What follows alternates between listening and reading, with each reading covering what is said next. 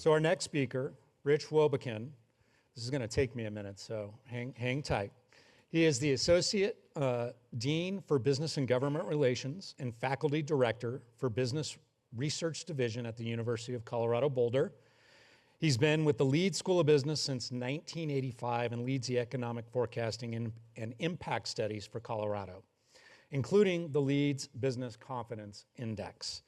Rich is a past president of the National Association for Business Economists and serves on multiple advisory boards. He holds a BA in economics from Bucknell University and a PhD, MA and PhD in economics from the University of Colorado. Please welcome Rich Wobbekind.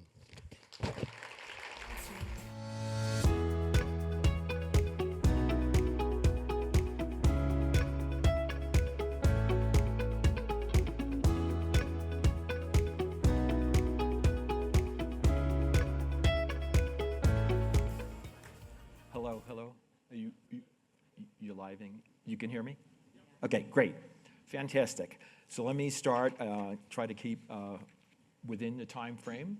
Let me start by saying our forecast that we put out in December, and we're constantly updating, is very consistent with the macro drivers, with what you just heard. I'd say the only exception is we had a forecasted inflation rate that was a little bit lower, but everything else is very, very consistent. So we're using that background as a backdrop for what we have going on here right now. Thank you very much to Vectra, and I've worked with Bruce the entire 26 years, so congratulations, and enjoy your retirement and whatever else you're going to do, and I couldn't agree more how much you've done for the state of Colorado. So another round of applause, please. So with that, it's just a strange world we live in, and I can just going to leave it at that. But we spend a lot of time every week, as I'm sure ITRE does as well, trying to figure out the impacts of so many sort of risks to the economy and what kind of changes they'll make, and whether or not $80 a barrel oil will make any difference, and how long is that going to last, and all of those kinds of things. But certainly there's been a number of these that have come to the forefront in the last, say, 18 months or so that have really, given us a lot of pause.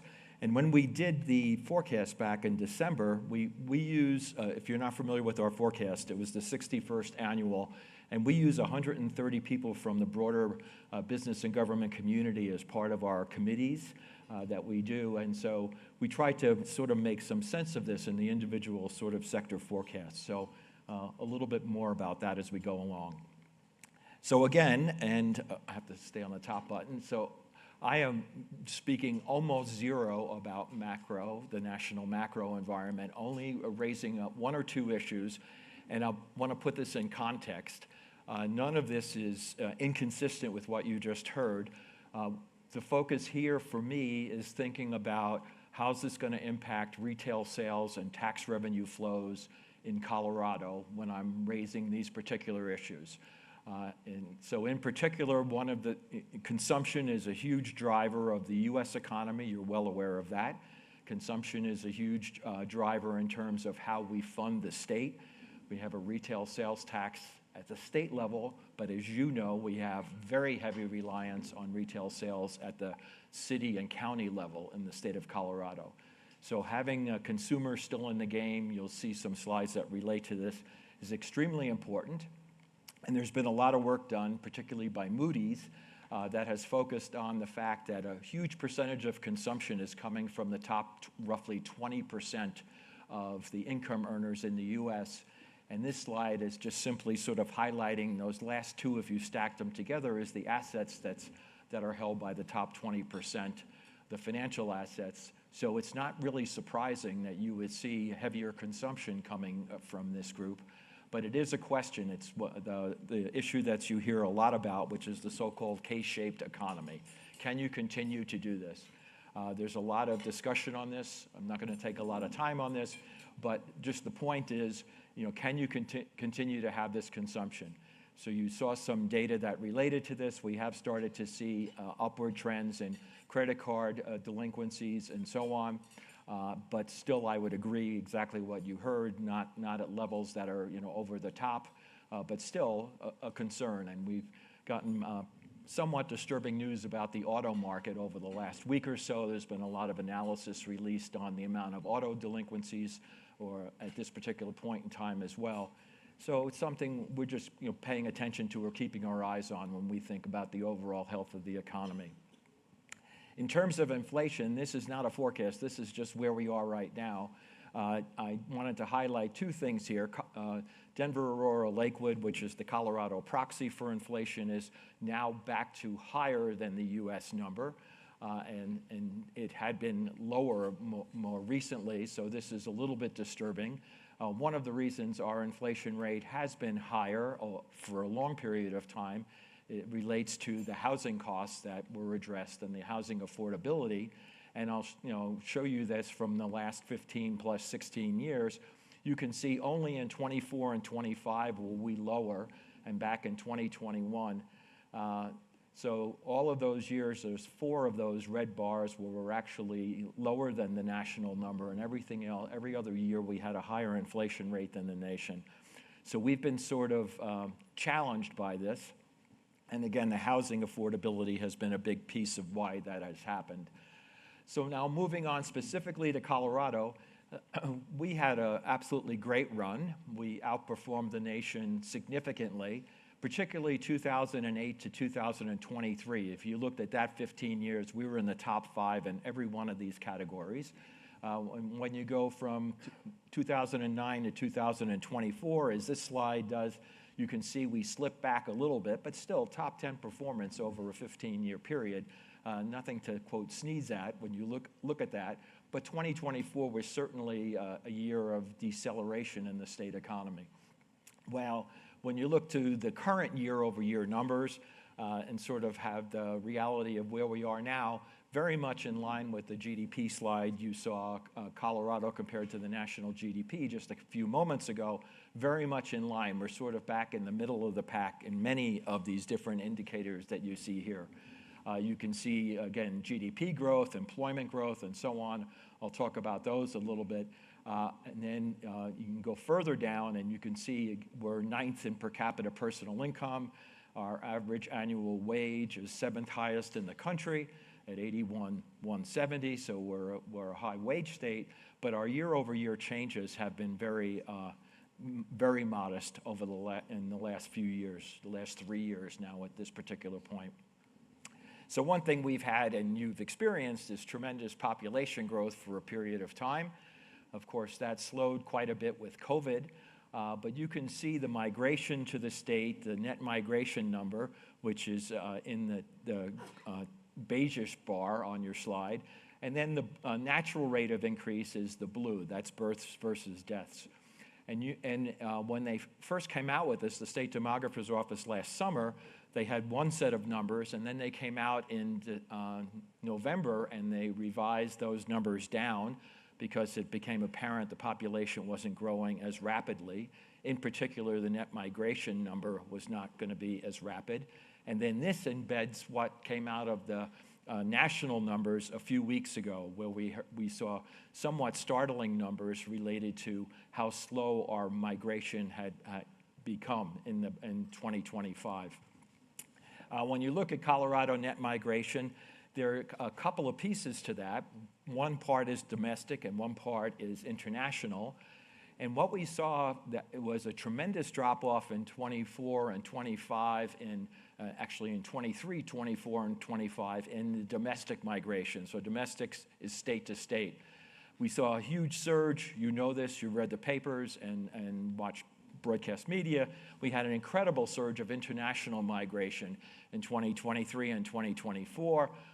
Buses coming up and all of those kinds of things. And so we had this huge surge in international migration, and it really flipped the composition of our overall migration in the state. We had historically been very reliant on state-to-state migration. Well, in this past year, all of a sudden, we saw a huge, a negative outflow in terms of domestic migration and a big drop-off in international migration, which should be no surprise given the immigration policies. And net, we wound up with a very small migration number. More later if we have time in the Q&A on that, but you probably are following this sort of the discussion of this, and the demographer's office has done a great job sort of describing their take on that. So here's our employment forecast, and while this doesn't look too exciting, you can see it's going to be one of the lowest years going all the way back to 2012, except for the actual COVID recession year. It is kind of consistent with the sort of population growth and what we see going on, and certainly national employment growth as well. So our total jobs hit a new all-time high, and our forecast committees, when we put this together, I guess I would say one positive thing that came out of that forecast is that they were suggesting job growth across a wide variety of sectors. And again, for those who don't follow this as frequently maybe as I do or as other business economists might be doing, we've been very, very reliant nationally and in the state on the government sector, on leisure and hospitality, and on healthcare. 3 sectors have driven our job growth nationally and in Colorado for the last several years. So seeing a balanced sort of forecast was a good thing. Some of these sectors that had been sort of in slowdown actually moving back into positive territory in 2026. And so far, we're still optimistic that that's going to happen, but the numbers of jobs are just not a very big number. So what can I say that's positive here? Well, one thing is, of course, the national unemployment rate is still hovering at what I think is a pretty reasonable level, 4.3%. But one of the things you saw is Colorado's unemployment rate was rising well ahead of the national number. And now more recently, we've seen the Colorado employment rate coming down faster. So we almost went into this maturing stage that you just heard about. We matured earlier. We were younger. We matured earlier than the national economy did, and now we're sort of kind of ahead and going in the other direction, if you will. We're sort of going through sort of the healing part of the cycle. Looking at the balance of labor force or the workforce shortage that you just heard about, this is the same numbers for the U.S. and Colorado from the same data series that you just saw, but the ratio is flipped. It's the number of job openings per unemployed person. The flip is the same, but the bottom line is it's down to a number right around 1. And Colorado and the U.S. are in very similar position. But highlight the fact, the red line was job openings. So if you go look at the Colorado number and look at the red line, about 2.5 years ago, we had 2.9 open jobs for every unemployed person. Now we're down to a 1-to-1 sort of ratio. So we've seen a much more accommodating workforce than the level of tightness. Yes, agree there are still industry-specific worker shortages, but overall the state's labor force is seemingly much more in balance. And part of the reason for that is we've seen overall labor force size declining. This is unheard of except for COVID. I mean, you can go all the way back to 30 years back and look at the growth in the labor force, or at least that back to the 2008, and you see continuing growth in the labor force and continuing growth in the labor force.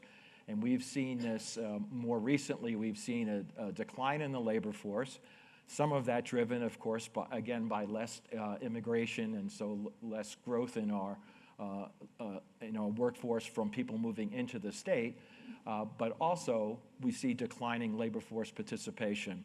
And this is exactly in alignment with what you just heard. The decline in labor force participation is a national issue. It's not just a state of Colorado issue.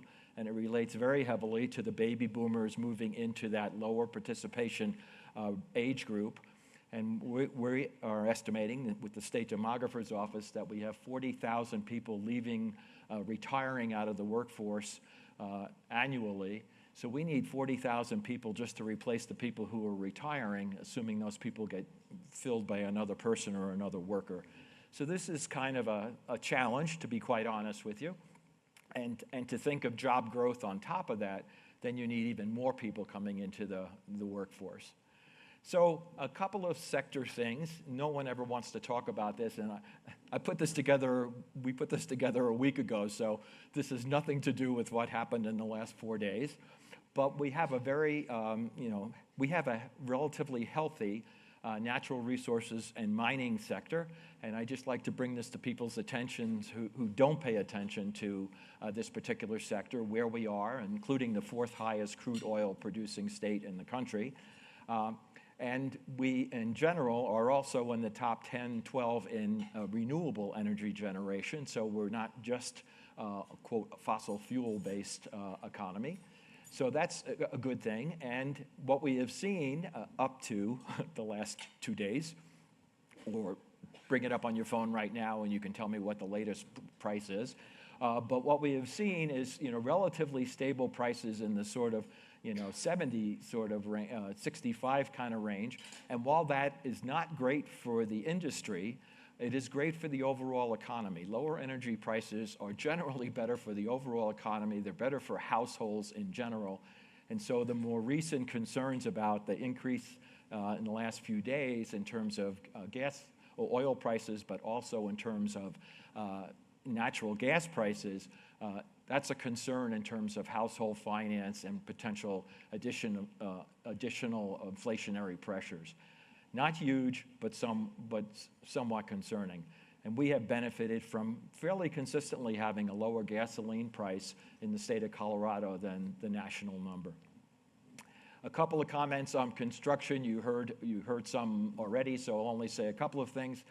We were pinned to the left-hand side. We had the highest home price appreciation year after year after year compared to the other 49 states. Right now, we're out there in the 47th slot, and that is a welcomed relief, but it's still positive. It's still a positive increase, but at least that means our housing is relatively more affordable in terms of comparisons of increases to other places in the state, other places in the country. And here we are by MSAs, which they also report on, and you can see in the most recent, we had a breakout from Grand Junction. They moved all the way over to the left, but we had been, for years, we were concentrated. All of our MSAs were over on the far left-hand side, meaning the highest appreciation MSAs in the country, metropolitan statistical areas in the country, and now we're down in the bottom, quarter or so of metropolitan statistical areas. I will say with encouragement, this is brand new data through Q4. Everybody's in positive territory. We actually had a couple of MSAs through Q3 that were in the negative territory. We're further to the right in terms of overall home price appreciation. But none of that, along with the current mortgage rates, is driving very much in the way of residential activity overall. And as you just heard, multifamily has been a positive surprise, a pleasant surprise. That's good. But single family continues to lag, and we'll see where that goes. But in terms of addressing housing affordability, one thing would obviously be put more housing stock out there, and we have been in a very subdued state over the last several years. Overall value of construction, this is an area we've really lagged the rest of the nation over the last several years, whether it was the CRE situation and vacant office space, whether it's the housing situation and affordability.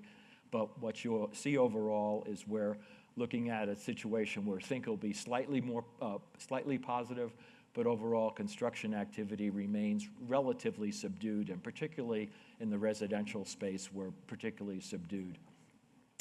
So looking at one other couple of areas here at the end to sort of talk through this. One area, of course, continues to be tourism. While we sit in the Denver Metroplex here or in this room, and we're focused more on some of the tech types of things that go on and retail and service types and healthcare and aerospace and so on. When you look at the broader state, of course, we have a lot of different regions in the state, and a chunk of the state is, of course, heavily reliant on tourism. DIA, in my opinion, has been an unbelievable driver of success for this economy, and it continues to be, although I wish the construction were done. I will not make any other negative comment because they called me out on this, so I'm not going to do it again. But that said, it's been a really tremendous driver. And when it was built originally, if you were around, you know it was built for maximum 50 million passengers. And right now we're at 80 million. And it varies month to month, but third busiest airport in the US, sixth busiest airport in the world, and a lot more global connections, which are great for international business. So all of that, I think, is extremely positive. One thing, however, has been that the more recent surge in travel from DIA has been more people getting off on Concourse A and getting on something else on Concourse B, sort of traveling through the airport as opposed to originating or destination. People like you and I flying in business or in leisure, which is in the left-hand graphic. So more of it with the international flights in particular has become more focused, again, on transfer kinds of things. Still good as an economic engine, I still think really important in terms of sort of the business community and the tourism community as well, but a little bit different sort of picture there. So I labeled it, tourism and retail. Again, I want to highlight the fact of how important retail and health of the retail sector is to the state. And here we have the sort of national numbers. Through December, 2.4% year-over-year increase for retail, overall retail sales. That's down. We've started to see a slowdown. The December retail numbers were much weaker nationally. There's a lot of concern about what the January retail numbers are going to look like nationally. So we do see the consumer seemingly backing away a little bit. Colorado has been in this funk earlier than the nation was. And we were hovering in 1.8, 1.9. And let me just sort of convert this to what that means if you're managing a city or a county government. You want to retain your police force, going back to the retention piece. You want to retain your fire. You want to retain your critical service people. They're all coming in, and the police chief's coming in, and we do revenue forecasting, and we're at these meetings, and all of these people and I agree with all of that, by the way. I'm not saying I don't agree with that. But they come in and say we need at least a 3% raise, or we need at least a 3.5% raise, or a 4% raise. This is nominal, and you've got 1.5% for most of the communities. So you've got a 1.5% revenue increase, and you're talking a 3.5% increase in terms of paying people. And, in city and county governments and a lot of the overhead is labor. I mean, it's a labor-intensive operation. It's a service-oriented operation. So it makes it very, very difficult when they're putting these things together. And this just shows you, we're going to be sharing these slides on the web, but this just shows you how the various counties hold up. We also do this with the various cities. But when you look at this new 1.9%, you can see that the vast majority of the Metroplex is right there or slightly under. And then you see some of the more rural areas actually in either hugely positive or hugely sort of negative turf. But where most of the people live, it's very much hovering in that kind of middle range. So it's a concern, let's just say, and we've been doing this advising for these governments based on our revenue forecasting, and it's a tough pill for people to take, the finance group and the city councils and so on, because they're having to make tough decisions. And you're reading about this and seeing it online and in other places, but they're having to either not fill positions or cut positions. And the school district stuff is even, it compounds that even more, not from retail sales, but something else we'll talk about here in just a moment. So shifting then to this next topic and putting it all together, we look at government, and government is really interesting. Not that you need to know our job forecast for government, which is there. I really put this slide in because of the right-hand side, those blocks, because a lot of people don't understand when you talk about government employment sort of what the relative sizes of the different pieces are. So you have local education, your K through 12, that's 30% of government employment in the state. And then you have another almost 30% that's in local non-education. So 60% of employment in the state is local in nature. And then you go down to the state education and the state non-education, and that's another 30%. And then that last 12% over on the far right-hand side is federal government employment. So I raise this for a couple of reasons. One, if you're having these sort of local finance issues, you have part of it under stress. And two, if we're having state government finance issues, which I'll talk about in a moment, that puts the state stuff under stress. And three, if you haven't been watching, we've been have federal budget cutbacks that are laying people off in the state, so you have federal impacts.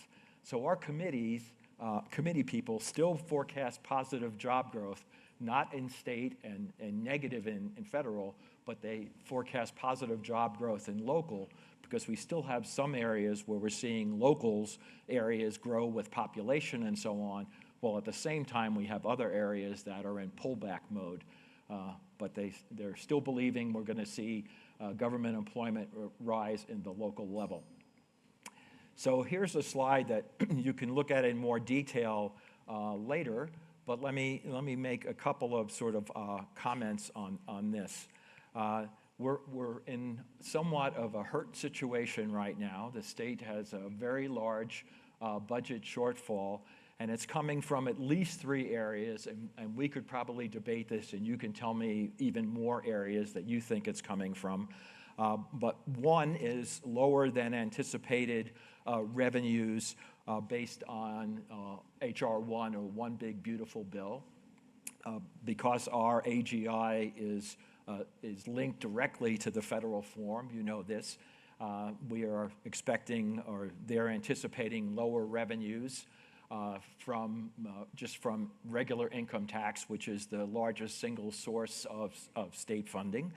They're also seeing in real time, by the way, lower corporate income tax based on the changes in H.R. 1 that relate to corporate tax. So there's a shortfall in income tax revenue. Then there's an issue related to the federal support for Medicaid, and we are one of the states that's more heavily focused into the Medicaid space, and so they're going to have to be backfilling in for less support from the federal government in Medicaid.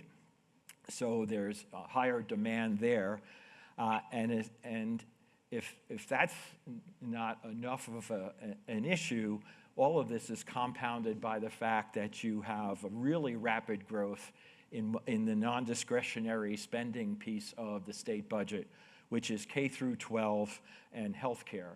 So the healthcare I already kind of mentioned, but the K through 12 piece relates to the way we fund education in the state.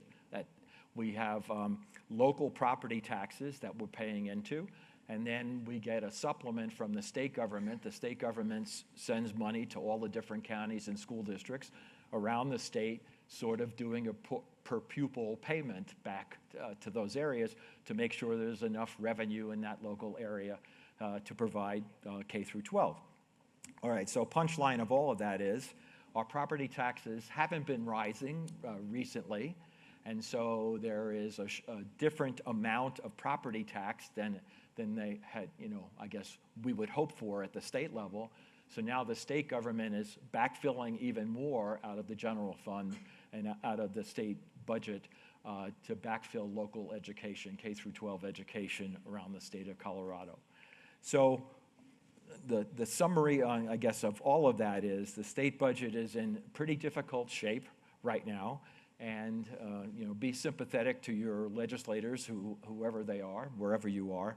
But this is a challenge for us as we go forward, and one ultimately, I guess I would say, I hope we can grow our way out of. But obviously, we're going to have to be more realistic about types of things we can fund and how we go about doing that.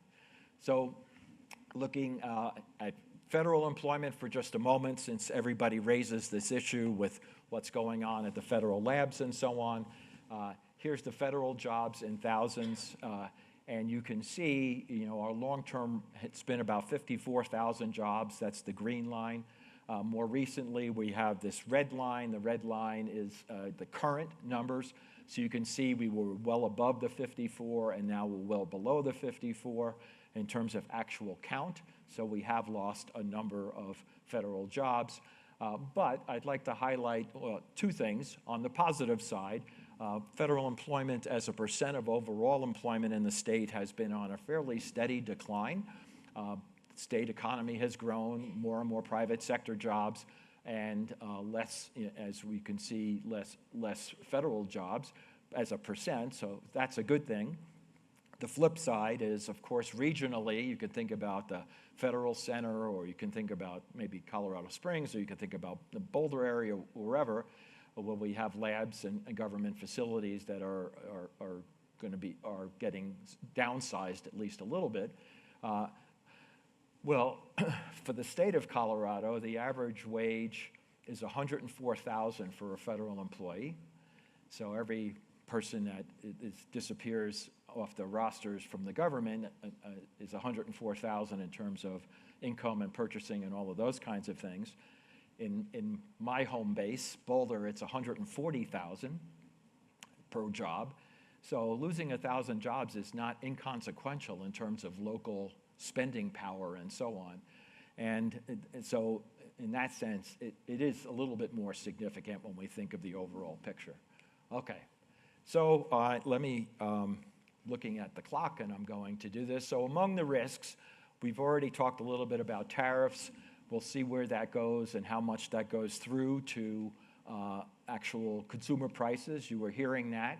We heard a little bit about AI, again, trying to pay attention to the time. So let me say a couple of others. Certainly, I remain super concerned about the federal budget and its overall percentage of GDP. It is one of those things that could be affecting long-term rates in the economy, so it's something that pay a fair amount of attention to in terms of at the more macro level, and hope that we might get this a little bit more under control. And then Colorado bankruptcy filings, again, reference to the previous discussion. They're at the highest level they've been since 2014, but they're nowhere near the 2008, so they're not at sort of critical levels, but it is something that we see that we're paying attention to. Does it continue, on an upward trend? And what does that mean for, business and small business in general? And then I can't not say water everywhere. We are concerned. It came up in so many of the forecasts back in December, how water dependent all these different industries are. And certainly we haven't seen enough snowpack and so on that it wouldn't be a concern going forward, at least as of right now. So with that, mentioned was the Leeds Business Confidence Index. It's open right now. 2 different people told me they already filled theirs out this morning, so thank you for doing that. Love to have you participate. And if you'd like to participate, you can handle this QR code and get anything that we do.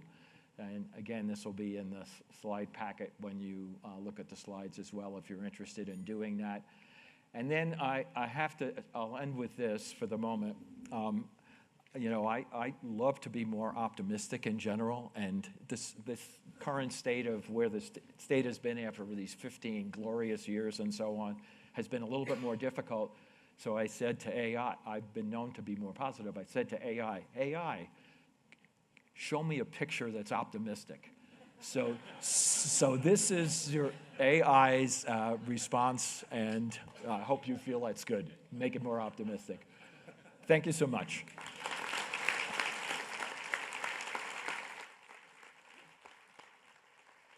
Thank you, Rich.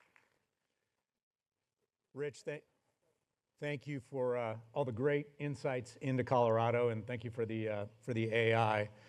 And since we had a labor shortage, we used AI to take all of your questions and put them into my phone, which I do have. I started this conference today by, one, thanking you guys for being here, telling you how much we appreciate you, and we believe that educating and advocating is a big part of our job. I also mentioned that I knew time was one of your most valuable assets, and we're out of time. So I'm going to honor what I said, and what we're going to do is we're going to take those questions that are on my phone, grab AI, let it send it to our speakers, and they'll answer them, and then we will get them posted and sent out to everybody here so that we can honor your time commitment.